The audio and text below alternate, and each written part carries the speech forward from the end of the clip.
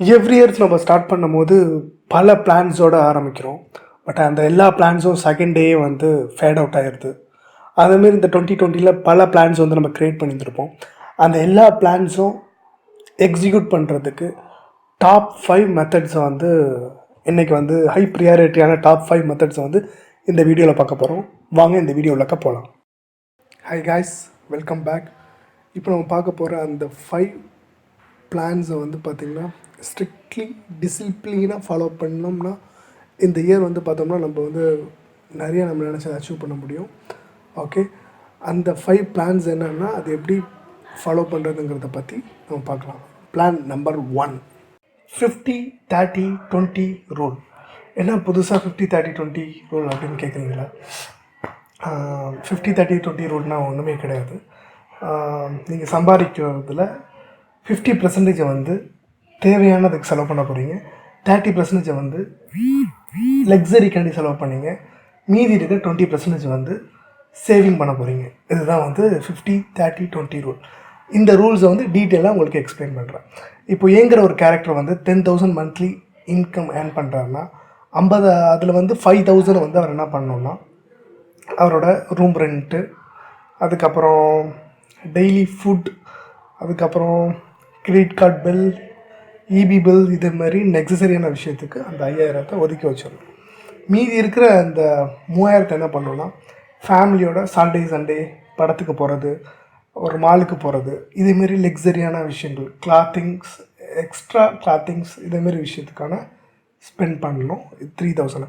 மீதி இருக்கிற 2,000 அவர் வந்து என்ன பண்ணணும், மந்த்லி 2,000 வந்து அவர் சேவிங் பண்ணணும்.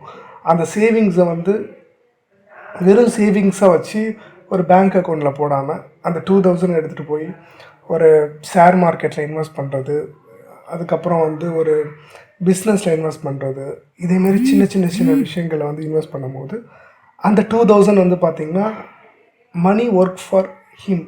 அந்த 2,000 வந்து இவருக்கு மந்த்லி 2,000 ஒர்க் பண்ண ஆரம்பிக்கும்.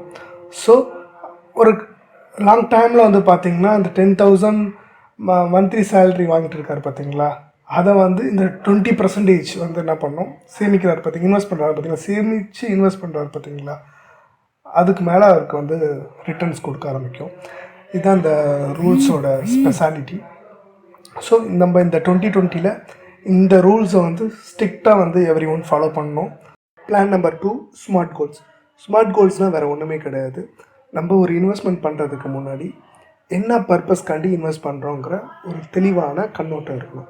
உதாரணத்துக்கு நம்ம ஆளுங்க பார்த்திங்கன்னா இன்வெஸ்ட்மெண்ட்டுன்னு சொல்லிட்டு 2,000, 3,000, 5,000, 10,000 அப்படின்னு சொல்லிட்டு ஒரு ஸ்டாக்ஸில் இன்வெஸ்ட் பண்ணுவாங்க, ஒரு மியூச்சுவல் ஃபண்ட்ஸில் இன்வெஸ்ட் பண்ணுவாங்க, அப்படி இல்லைன்னா லிக்யூடு பாண்ட்ஸ் அதில் இன்வெஸ்ட் பண்ணுவாங்க.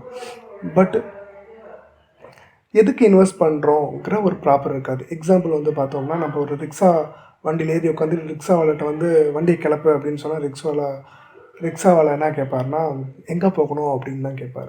அதுதான் கோல். ஸோ நம்ம ரிக்ஷாவில் ஏறி உட்கார்றதுக்கு முன்னாடி எங்கே போகணுங்கிற டெஸ்டினேஷன் நம்மளுக்கு தெரியணும். ஸோ அப்படி நம்மளுக்கு டெஸ்டினேஷன் தெரிஞ்சால் தான் ரிக்ஷாவால்கிட்ட இங்கே போகணும் அப்படின்னு சொல்ல முடியும். அதேமாரி தான் கோல்ஸுங்கிறது இன்வெஸ்ட்மெண்ட்டில் ரொம்ப முக்கியமானது.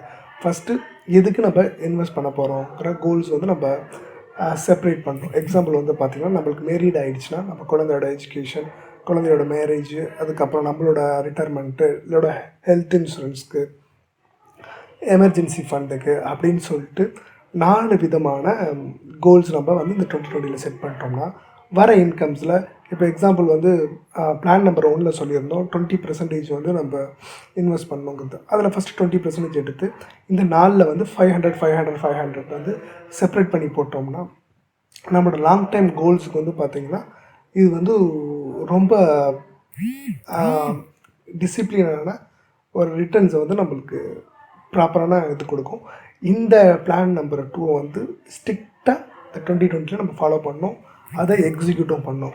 பிளான் 3 வேறு எதுவுமே இல்லை, ரிட்டைர்மெண்ட் பிளானோட ஸ்லோகன் என்னென்னா ஸ்டார்ட் இயர்லி அப்படின்னு சொல்லுவாங்க. நம்மளில் முக்கால்வாசி பேர் என்ன பண்ணுறோன்னா 99% பேர் என்ன பண்ணுறோன்னா டெய்லி சந்தோஷமாக இருந்தால் போதும், நாளையை பற்றி எந்த கவலையுமே இல்லை அப்படின்னு பல தப்பான அபிப்பிராயங்கள் இருக்கும். ஆனால் முக்கால்வாசி பேரோட எண்டிங் லைஃப் வந்து பார்த்தோம்னா இதனால் மிகப்பெரிய கவலைக்கிடமாயிருது. ஸோ முடிஞ்ச அளவுக்கு நம்ம சம்பாதிக்கிற அமௌண்ட்லேருந்து ஒரு கொஞ்சம் அமௌண்ட்டை பிரித்து ஒரு இதில் இன்வெஸ்ட் பண்ணி லாங் டைமுக்கு ரிட்டைர்மெண்ட்டுக்காக நம்ம சேமித்து வைக்கணும். ஏன்னா ஸ்டார்டிங்கில் வந்து பார்த்திங்கன்னா நம்மள்ட்ட எனர்ஜி இருக்கும், மணி இருக்கும். ஆனால் at the end of the day, at the end of the age, வயசானதுக்கப்புறம் நம்மள்ட்ட வந்து எனர்ஜி இருக்காது, மணியும் இருக்காது. ஏன்னா நம்மளாட்டி போய் அப்போ உழைக்க முடியாது. அப்போ நம்ம சூழ்நிலைகள், சந்தர்ப்பங்கள் எப்படி இருக்கும்னு நம்மளுக்கு தெரியாது. ஸோ அதனால் நம்ம இந்த 2020 இந்த பிளான் 3 வந்து மஸ்ட்டு நம்ம எக்ஸிக்யூட் பண்ணி ஆகணும்.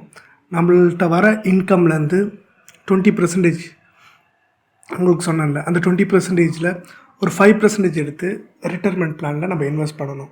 ரிட்டைர்மெண்ட் பிளானில் இன்வெஸ்ட் பண்ணுறதுக்கு சிறந்த ஃபண்ட்ஸ் என்னென்னு நீங்கள் கமெண்டில் கேளுங்க. நான் உங்களுக்கு பர்சனலாக வந்து எக்ஸ்பிளைன் பண்ணுறேன். என்னென்ன ஃபண்ட்ஸில் வந்து நீங்கள் இன்வெஸ்ட் பண்ணால் எஃப்டி, ஃபிக்ஸ்டு டெபாசிட் 7.98% கொடுக்குற என்னென்ன ஃபண்ட்ஸில் வந்து மியூச்சுவல் ஃபண்ட்ஸில் இன்வெஸ்ட் பண்ணலாம் அப்படிங்கிறத வந்து நான் உங்களுக்கு வந்து கண்டிப்பாக வந்து ரெஃபர் பண்ணுறேன். எனக்கு வந்து #ரிட்டைர்மெண்ட் அப்படின்னு சொல்லிட்டு எனக்கு கமெண்டில் வந்து மெசேஜ் பண்ணுங்கள். நான் உங்களுக்கு வந்து ரிப்ளை பண்ணுறேன். எந்தெந்த ஃபண்ட்ஸில் உங்கள் கோல்ஸ்க்கு தகுந்த மாதிரி உங்கள் ஃபண்ட்ஸ் வந்து நான் ரெஃபர் பண்ணுறேன்.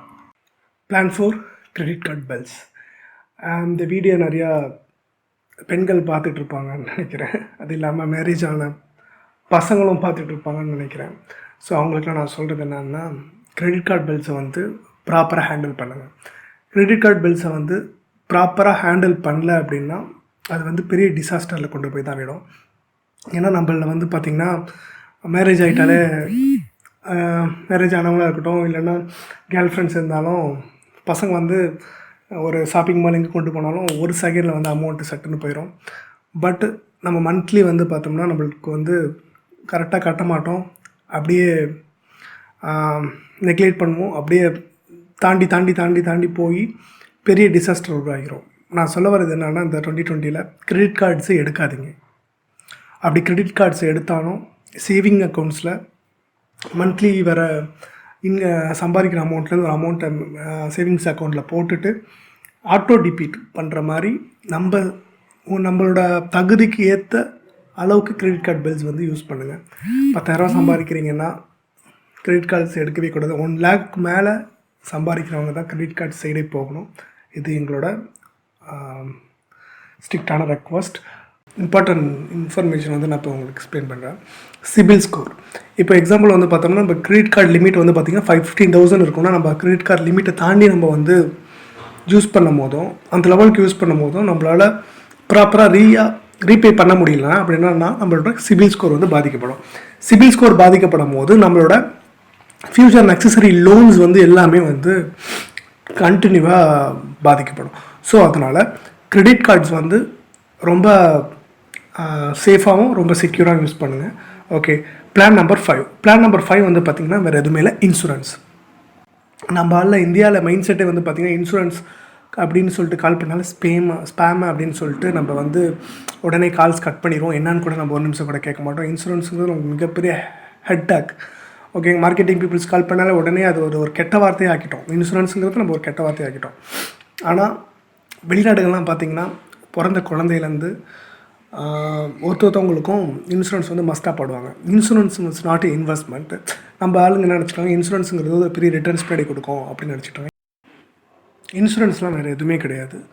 நம்மளோட செக்யூரிட்டி, நம்ம உயிருக்கான பாதுகாப்பு, நம்ம உயிருக்கான அவசர தேவைக்கான ஒரு ப்ரீமியம் அமௌண்ட் தாங்கிறது தான் இன்சூரன்ஸு.